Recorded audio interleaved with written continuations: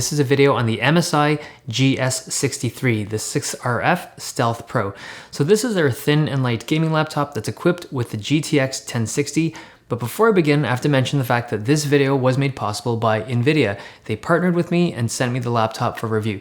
So first, a quick unboxing here. When you open it up, you get the laptop itself, the AC adapter, and some paperwork.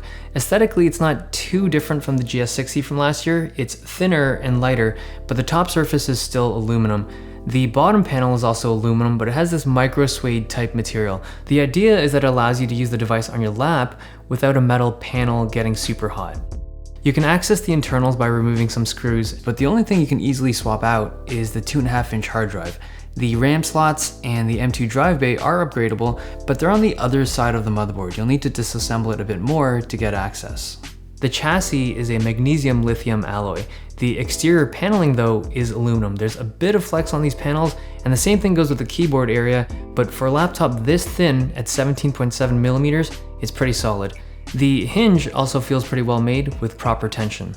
The GS63 is packed with ports. On the left we have Ethernet, an SD slot, 3 USB 3s, and separate audio jacks. On the right we have a USB 2, Thunderbolt 3, and some display outputs. The power button is up near the front, and I was actually worried I would accidentally turn it on or off all the time, but it's never happened, not even once, so I don't think it's an issue. The keyboard has SteelSeries lighting. They aren't individually lit keys. You adjust the lighting in zones.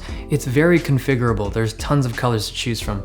The keyboard itself feels really nice. It has a 10-key number pad, so it has that leftward shift, but it has good key travel and it's very nice to type on despite being such a thin chassis. The touchpad is less awesome. It's a textured plastic surface. I don't find the tracking to be as smooth as I'd like it to be, and the button clicks feel pretty shallow. It is a gaming laptop though, so you'll probably have a mouse connected. There's a 4K panel option, but the display on this unit is a 1080p IPS panel. It's a matte finish with good viewing angles, contrast, and brightness. Color accuracy out of the box is good, and it can be tuned with the included software. There's also no noticeable light bleed on the panel. They did a really good job this year. The 1080p webcam up top looks like this. The speakers are not located above the keyboard despite the grill being there. They're actually underneath the laptop. They sound pretty standard for a laptop this thin. They get loud, but they have pretty weak bass. The drive speeds are also pretty standard. It has a SATA stick in the M2 slot and a SATA hard drive, but you can upgrade both of them. The M2 slot can take a much faster PCIe stick. Okay, let's talk about gaming performance. It uses a Skylake 6700 HQ chip and the new Pascal-based GeForce GTX 1060 chip.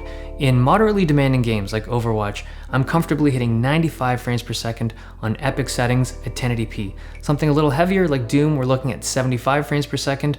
On ultra settings at 1080p, I never saw it dip below 60 frames per second once. Something even more demanding like Fallout 4, on ultra settings I'm hovering around 60 frames per second. Something like GTA 5, on ultra settings we're looking at mid to high 40s. You'll need to lower the graphics to medium high to hit the 50-60 frames per second.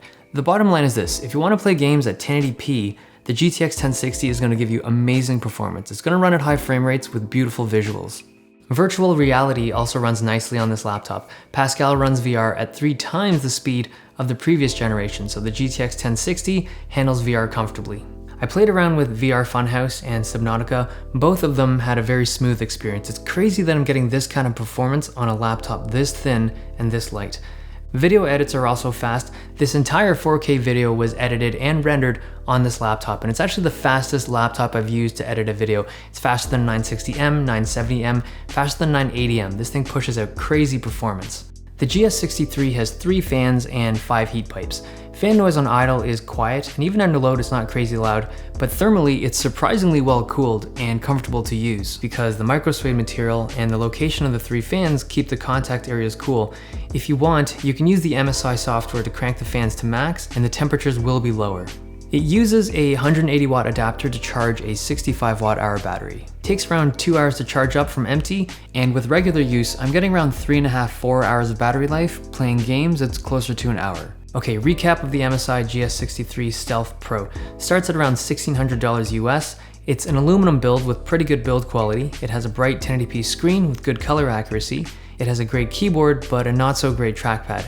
Inside, the Skylake i7 and the GTX 1060 deliver amazing performance with comfortable temperatures and fan noise.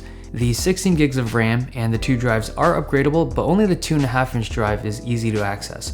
And then there's a 65 watt-hour battery that gets you around 3.5 hours of regular use. So the MSI GS63 has a lot of good stuff going for it. It's a surprisingly powerful laptop for its size, mostly because of the GTX 1060. Pascal delivers such a big jump in performance from the previous generation.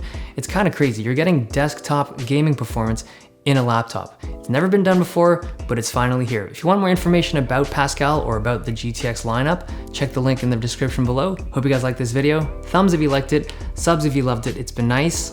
See you guys next time.